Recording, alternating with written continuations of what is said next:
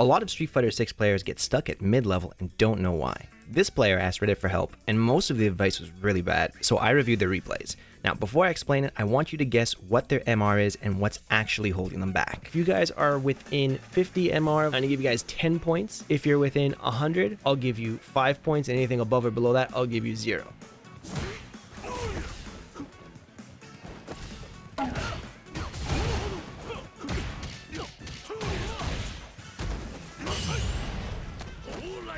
Okay, parrying to throw. Okay, there we go. Standing R punch into this. Okay, drops the combo, unfortunately. Okay, yeah, another parry, but then again, parry at this height, parry isn't real. So if you go for parry here into throw, it's only, I think you're only +2 or +3 here, so this throw isn't guaranteed. Okay, nice DP there. Burns himself out. Okay. Ken stuff, round star drive rush.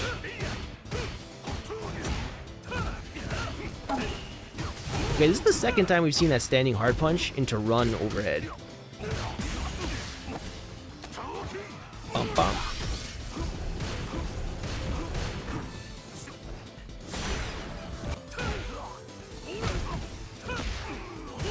Okay, fireball from that range is never safe.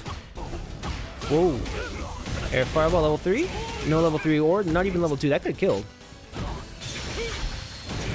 It's Akuma, right? He's got low health. Almost. Level. It had to be level 3. Didn't want to spend it though.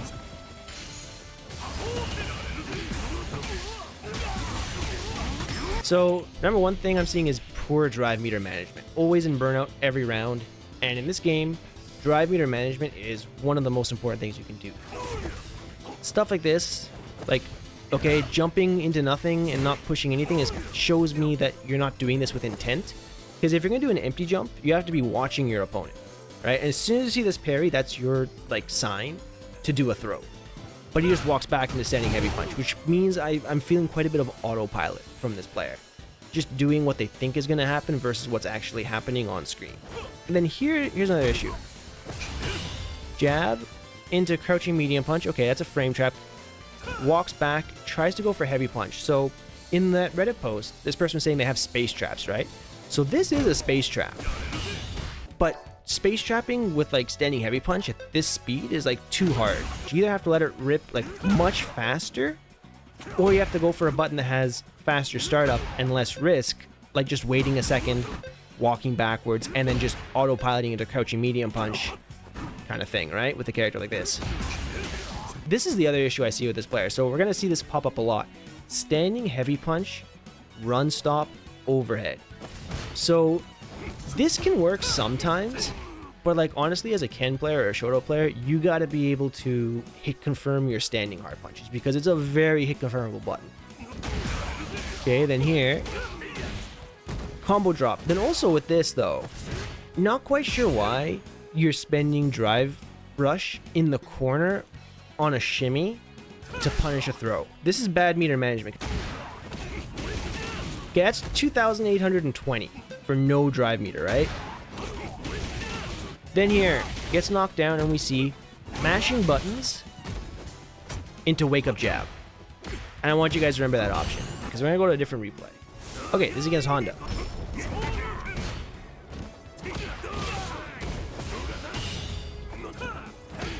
So again, that kind of whiffed standing heavy punch. I think just relying on standing heavy punch way too much. Also not knowing that ranges is kind of a bad thing. No hit confirm. Into the run. Again.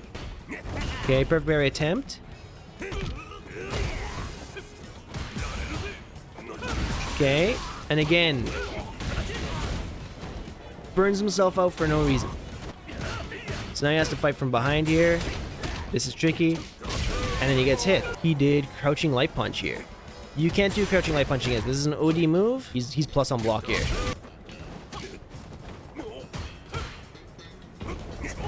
Okay, he tries to DP that. You can't really DP that like that. That's too soon. You should generally just try to perfect parry that. Then gets thrown. What do you wake up with? You woke up with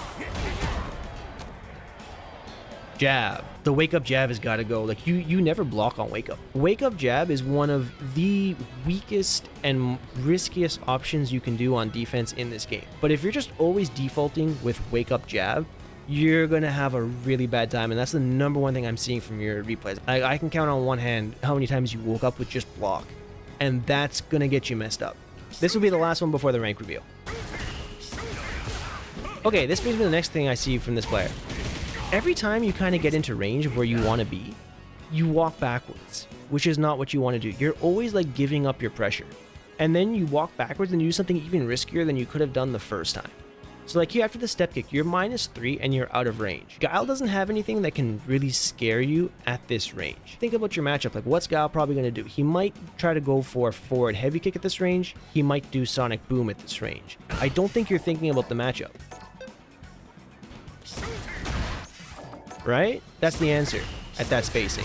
Then after you parry one boom, what's the other thing that's probably going to come? Another boom, right? You're fighting Guile. So I'm not quite sure why. After you parry this first boom, you try to drive rush. And the Guile player kind of screws up by doing forward heavy punch for whatever reason, and you get it, okay? Then here, again, your space traps, they're slow. You can't just use this button as like your be-all end-all for every single situation. And then you can just kind of option select run from here. So if you get the punish counter, you can do it. And then here, right, like you do this and you start walking backwards, you're giving up the corner, you're making it so easy for your opponent to just kind of get out. Then you try to win the fireball war with OD fireball. Even if this worked, you can't get the win. Guile has almost full drive and you have 0. Now you got to play from behind. And the Guile makes really interesting choices there. By interesting, I mean bad. And you're just like going in with your face. You're playing like Rocky. You know, Rocky never blocks. He just takes everything with his face. That's what you're doing with Kent. You're just kind of going in. You don't really care what happens. You're not thinking about drive meter. You're not thinking about your health. You're not thinking about your opponent's options. You're just kind of like running your game and like whatever happens, happens. Okay, there you go. Finally get it. But then here, this is my next point. Your combo game needs work. One of the easiest, if not the easiest way to raise your rank in this game is by making sure you're doing as much damage as you can always off after every conversion. You go for this into toe kick. Meanwhile, you could have gone for the heavy kick follow-up, gotten the launch, done drive rush for pressure. And then again, standing heavy punch, run stop, overhead. And then also not just doing like drive rush every single opportunity you get. Nice parry here.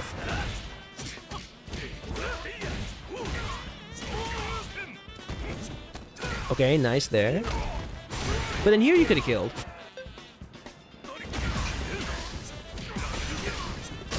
There, right? But you're just always either going into run or Jinrai, but you're not actually thinking about like, okay, next hit is a guaranteed kill. Then you do wake up fireball for some reason, which I'm not quite sure about. That's not nearly enough time. And then again, the Guile players are kind of silly, and you know, you get the win there, which is good, but there's so many spots for you to improve on. So their MR was 1604. Alright, so if you guys guessed around 1600, you were right. I don't really see any anti-character strats. I don't see any mind games going on. I just see you just being like, yeah, I kind of think this is going to work, so I'm going to do it. And then you'll beat bad players who don't know how to deal with your Ken stuff. Then you lose against players who do know how to deal with your YOLO Ken stuff. And that's why you're always fluctuating between like 1500 to 1600. Like sometimes, yeah, because you're playing kind of crazy, you'll take some games off some good players because you might throw them off. But I promise you, if you've run that kind of gameplay, like a first to 10 against somebody much higher MR than you, you'd probably lose the first to 10, probably like by enough. You got to get the YOLO gameplay out of there. And you have to figure, where am I getting hit? Where am I taking damage?